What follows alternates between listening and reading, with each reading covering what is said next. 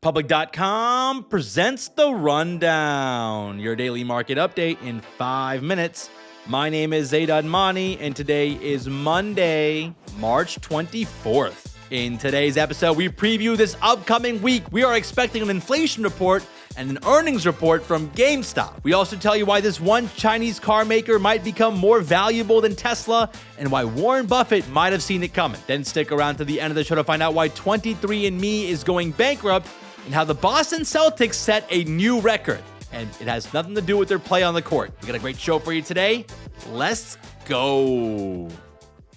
Well, the stock market squeezed out a winning week last week despite some choppy trading. The S&P 500 was up 0.5% for the week, while the NASDAQ was up 0.2%. So it wasn't a huge gain, but both these indices did snap a 4-week losing streak, which was nice to see. Now, outside of the Fed meeting last week, it was kind of a quiet week. In fact, it was one of the lowest volume weeks of the year, according to Barron's. Maybe Wall Street traders were on spring break or something. I don't know. It probably helps that there was no random tariff tweets from Trump last week, but that could change this week because we are about a week out from the April 2nd date. That's the date that Trump has said that reciprocal tariffs will go into effect. Now, there hasn't been much details on the specifics of the reciprocal tariffs. I'm hoping we get some more information this week so we're not just hit with everything all at once on April 2nd. So I'm going to keep an eye out for that, and we'll see how the markets react. Also, this week, we are getting the PCE inflation report. That's the Fed's preferred inflation gauge. That drops on Friday. And we have a somewhat of an interesting earnings lineup. This week, Lululemon, Dollar Tree, and GameStop all report earnings. So that should be fun, especially the GameStop one. GameStop is not having a great year. Their stock is down around 20% so far. So we'll see if the earnings report will spark a rally. I'm sure there's still a lot of GME bag holders out there. Like Warren Kitty, what is he up to these days? I just checked his Twitter profile and he hasn't posted since January 22nd. Wonder if he's scheming something up. So it's a bit of a slow week than usual. Maybe the GameStop earnings will be interesting. And you never know with Trump. He might tweet something out that might cause mayhem again. Also, Q1 is about to come to an end and earnings season is about to ramp back up. So make sure you guys are subscribed to the podcast to stay in the loop. Let's run through some headlines. And we gotta start with BYD. The Chinese automaker has been on a hot streak recently. Last week, BYD announced they developed a new battery tech that can charge a car battery in 5 minutes and provide 250 miles. And now Bloomberg is reporting that BYD sales in 2024 topped $100 billion. That's more than Tesla. I mean, at this point, BYD is starting to dominate the car industry. They sold 1.7 million EVs last year worldwide. That's slightly less than Tesla's 1.8 million. And unlike Tesla, the company doesn't just sell EVs. They also sell plug-in hybrids. Overall, last year, BYD sold 4.2 million cars. That's almost as much as Ford. And the company expects to sell 5 to 6 million cars this year. So they're putting up some big numbers despite not selling cars in the US, which is one of the largest car markets in the world. Now, the reason they can't sell in the US is because of major tariffs on Chinese-made cars. But outside of China, they're starting to become popular in Asia, Australia, and even Europe. And you know who saw all of this coming? Warren Buffett. That's right. Berkshire Hathaway first invested in BYD back in 2008. And as of today, they currently own 6.9% of the company. Now, BYD stock has gone up around 50% this year. Their market cap is around $150 billion. But that's still much less than Tesla's $800 billion market cap, which is the largest for an automaker in the world. Honestly, I wouldn't be surprised if BYD became the most valuable car maker in the world at some point, because there is so much hype around the company right now. I mean, I've seen some of the videos of these BYD cars. They look incredible. I'm not going to lie, I kind of wish we had them here in the US.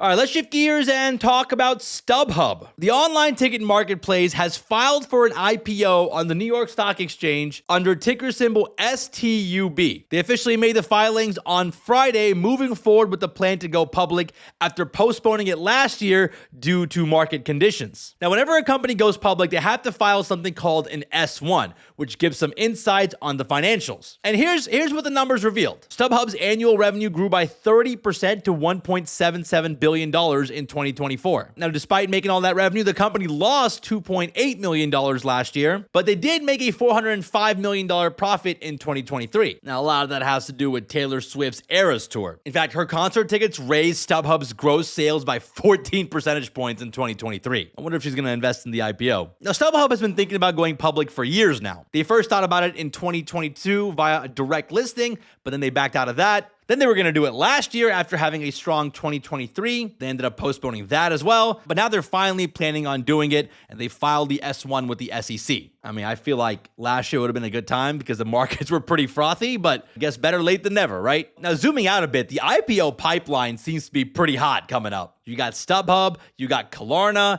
you got CoreWeave. It looks like private companies are finally starting to see a window of opportunity after the IPO drought that we had over the past couple of years. Markets are a bit choppy right now, so it'll be interesting to see how these companies perform once they finally go public. Remember, as soon as these companies go public, you'll be able to buy and sell them on the public app. No pun intended.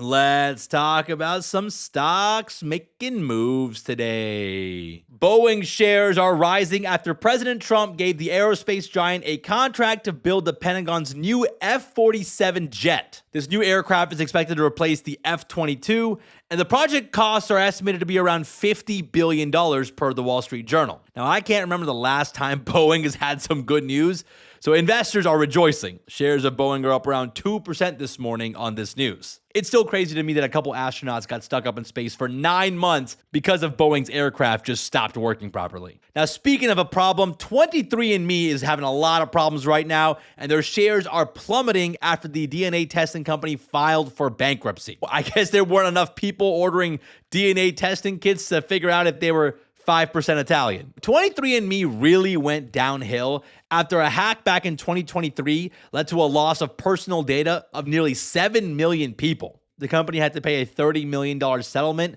because of the data loss, and they've been dealing with weaker demand. It's kind of a tough business, right? Because it's cool to get your DNA tested once, but why would you keep doing it? That's the issue the company was running into, and that's why they have to file for bankruptcy. Shares of 23andMe are down around 44% this morning on this news. Let's wrap the show with a fun fact. The Boston Celtics have sold for $6.1 billion, becoming the biggest acquisition in sports history. The buyout was made by a group of investors led by some random private equity guy named William Chisholm. He co-founded a company called STG. Now, I tried to Google this guy. Not a lot of information on him. Like, his LinkedIn page is pretty blank. But it looks like Billy Chiz had the bread to take over the NBA champs, and the Celtics will now be under new ownership. The Celtics just won the NBA championship last year. They've won over 18 titles, making them the most successful franchise in NBA history, which is why they were able to command a $6+ billion price tag. Now it'll be interesting to see if these private equity guys can keep this franchise on the top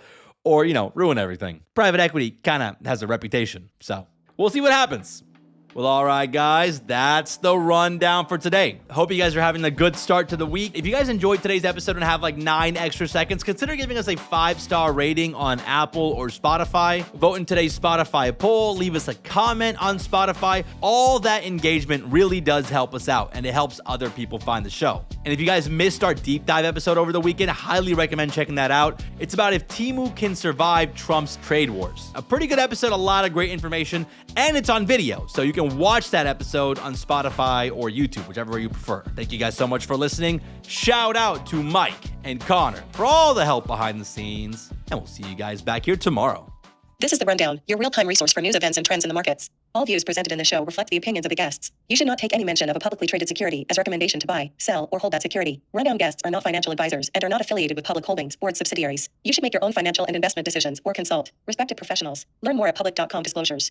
In partnership with Zaid & Mani, brokerage services for U.S. listed, registered securities are offered by Open to the Public Investing Incorporated, member FINRA and SIPC.